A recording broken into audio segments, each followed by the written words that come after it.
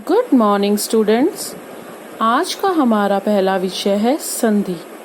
आज इस पाठ के माध्यम से हम संधि का अर्थ, उसके भेद, संधि विच्छेद, इन सभी के बारे में विस्तार पूर्वक जानेंगे।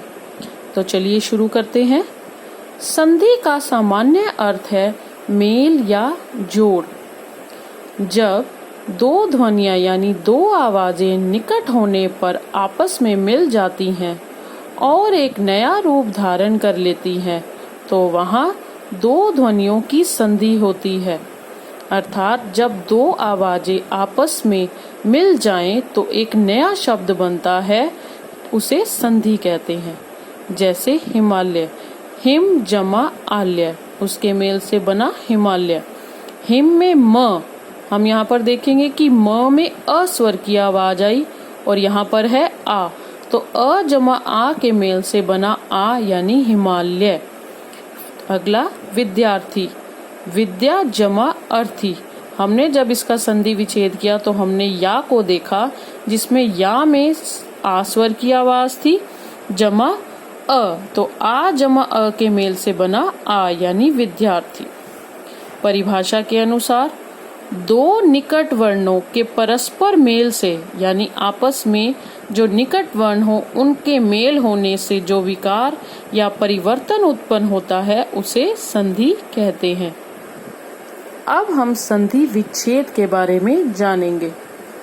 विच्छेद का अर्थ है अलग करना। जब किसी संधि को खंडित किया जाता है यानी जब किसी संधि को तोड़ा जाता है तो उसे संधि विच्छेद कहते हैं। जैसे महर्षि, महा जमा ऋषि, वाचनालय, वाचन जमा आलय।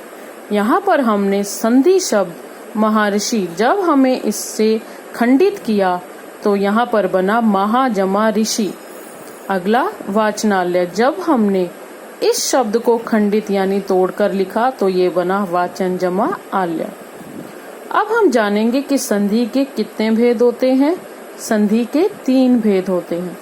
पहला, स्वर संधि। परिभाषा के अनुसार दो स्वरों के मिलने से होने वाले विकार या परिवर्तन को स्वर संधि कहते हैं। आइए इसे विस्तार पूर्वक समझते हैं कि किस प्रकार दो स्वर आपस में मिलकर परिवर्तन उत्पन्न करते हैं। ध्यान दीजिए, जब हम अ स्वर का आ के साथ मेल करते हैं तो वो आ बन जाता है।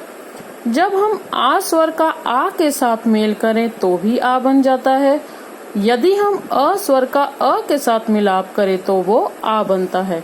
उदाहरण स्वरूप दीप जमा अवली। दीप में आप देखेंगे प में हमें अ स्वर की आवाज आई, उसके बाद हमारा अ यानी अ जमा अ के मेल से बना आ। यदि हम इसको खंडित करते दीपावली को देखकर तो हम इस पर पाश जो वर्ण है इसको देखते, पा यानी कि आ, तो इसको खंडित किया अ जमा अ, ये आ दो स्वरों के मेल से बना है, अ जमा अ तो बना आ यानी दीपावली। अगला हमारा है ई। इसी प्रकार ई स्वर का जब छोटी ई स्वर से मेल हो तो वो बनता है ई। जब छोटी ई का बड़ी ई से मेल हो तो बनता है ई। बड़ी ई का बड़ी ई से मेल हो तो बनता है ई।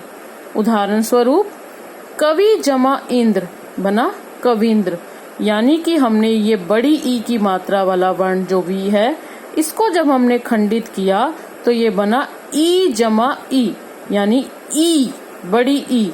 छोटी ई जमा छोटी ई बना बड़ी ई। उसी प्रकार ऊ जमा ऊ, इसके मेल से बना ऊ। ऊ जमा ऊ के मेल से बना ऊ, ऊ जमा ऊ ऊ। उदाहरण स्वरूप वधु जमा उत्सव वधुत्सव, यानी हमने इस धू वर्ण को जब देखा यहाँ पर था बड़ा ऊ। जब हम इसका संधि विच्छेद करेंगे तो हम इसको देखने के बाद ऊ बड़ा ऊ जमा छोटा ऊ, इसके मेल से बना बड़ा ऊ यानी वधूत्सव। उसी प्रकार आगे हम जानेंगे कि किस प्रकार अन्य स्वरों के मेल से क्या परिवर्तन होता है। देखिए, अ आ स्वर के बाद यदि ई ई स्वर आए तो वह ए में बदल जाता है। जैसे अ आ जमा ई वो बनेगा ए, अ आ जमा ऊ वो बनेगा ओ। उसी प्रकार अ आ जमा री ये बनेगा अर। आइए अब इन्हें उदाहरण स्वरूप जानते हैं। पहला हमने लिया नर जमा इंद्र यानी नरेंद्र।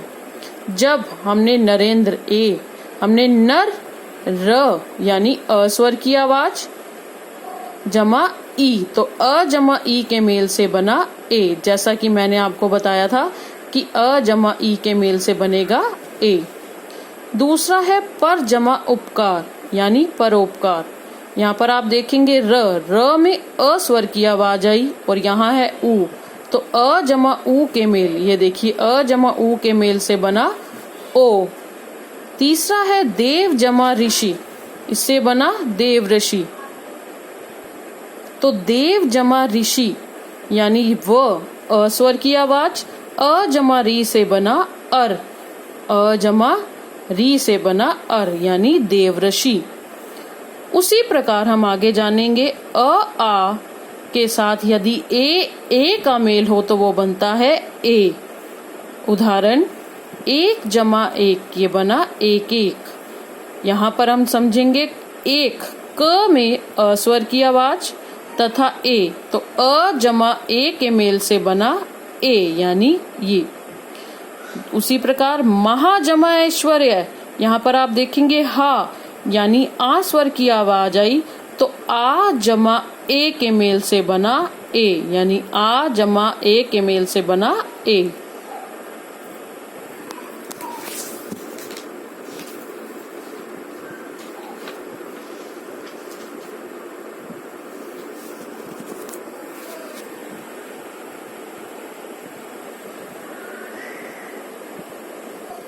आगे हम देखेंगे अ आ का जब ओ से मेल हो तो वो बनता है ओ। उदाहरण स्वरूप महा जमा ओज ये बनेगा महोज यानी हा यानी आ स्वर जमा ओ ये बना ओ। अगला है ई उ री। इन स्वरों का जब आपस में मेल हो या किसी अन्य स्वर के साथ मेल हो तो ये बन जाता है य व और र में, यानी इन स्वरों का जब किसी अन्य स्वर के साथ मिलाप होता है तो वे अंत में य व और र बन जाता है। उदाहरण स्वरूप अति जमा अधिक अत्यधिक।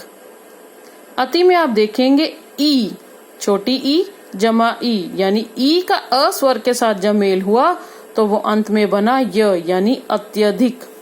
सु जमा आगत ये बना स्वागत। आप यहाँ देखेंगे ऊ का जब आ के साथ मेल हुआ तो वो बना वा। अब हम इसका दूसरा भेद जानेंगे। हमारा संधि का दूसरा भेद है व्यंजन संधि। परिभाषा के अनुसार व्यंजन के बाद स्वर या व्यंजन के आने से जो परिवर्तन होता है उसे व्यंजन संधि कहते हैं। अर्थात व्यंजन के बाद यदि स्वर आए या व्यंजन के बाद व्यंजन का मेल हो तो उससे जो परिवर्तन होता है उसे व्यंजन संधि कहते हैं। जैसे वाक जमा ईश वागीश। यहाँ पर क हमारा है व्यंजन और ई हमारा है स्वर, तो व्यंजन और स्वरों के मेल से क्या बना गी यानी व्यंजन। अगला है सत जमा जन जो बना सज्जन।